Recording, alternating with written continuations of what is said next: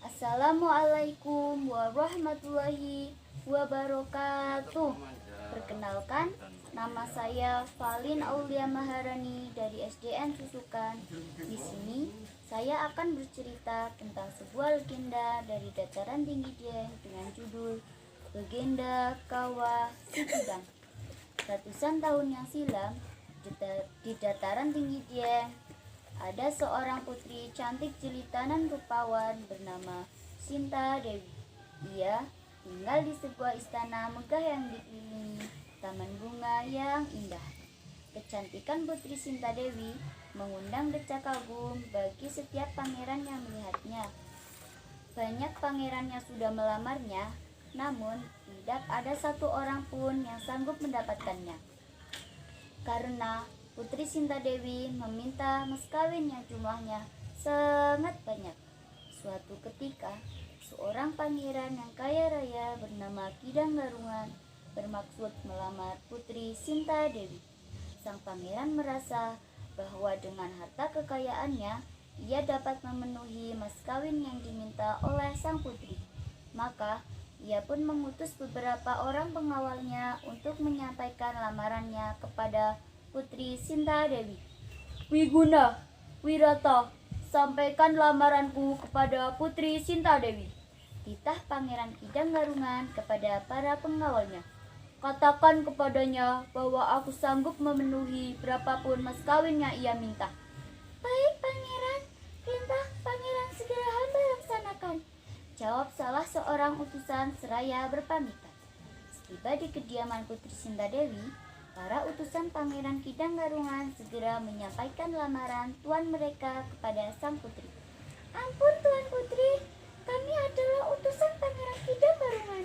Kedatangan kami kemari adalah untuk menyampaikan lamaran beliau kepada Tuan Putri.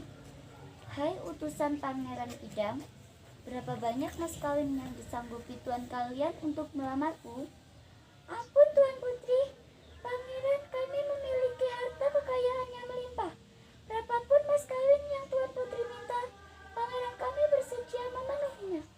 Mendengar keterangan itu, Putri Sinta Dewi terdiam sejenak sambil membayangkan wajah Pangeran Kidang Garungan. Dia seorang pangeran yang kaya raya. Aku yakin pastilah ia tampan dan gagah perkasa. Oh, jadi begitu. Kalau begitu, aku terima saja lamarannya. Baik pengawal, aku terima lamarannya. Tapi jangan lupa bawakan emas intan yang sangat banyak. Baik Putri, kami mohon pamit. Wiguna, ternyata lamaran kita diterima. Alhamdulillah. Weh, Jan, kita bakal dapat hadiah yang sangat banyak dari pangeran. Beliau pasti senang sekali mendengar berita ini. Ayo, ayo. Para utusan segera kembali untuk menyampaikan berita gembira tersebut kepada sang pangeran. Alangkah senangnya hati Pangeran Kidang Garungan mendengar berita tersebut. Hahaha, benarkah Wiguna, Wirata, lamaranku diterima?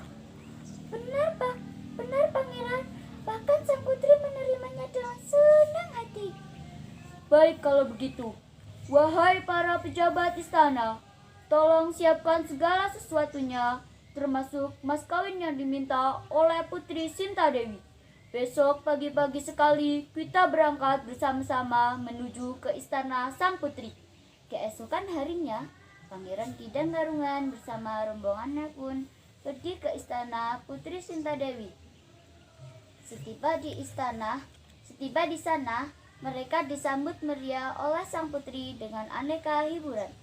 Namun, ketika bertemu dengan Pangeran Kidang Garungan, sang putri tersentak kaget karena sang pangeran ternyata bukanlah pria tampan seperti yang ada dalam bayangannya. Apa? Ternyata Pangeran Kidang Garungan itu bertubuh manusia, tapi berkepala kidang. Ah, tidak. Bagaimana ini? Putri Sinta Dewi merasa kecewa, namun nasi telah menjadi bubur. Ia sudah terlanjur menerima lamaran Pangeran Kidang Garungan. Sang putri sudah berusaha menerimanya, tapi hatinya tetap menolak.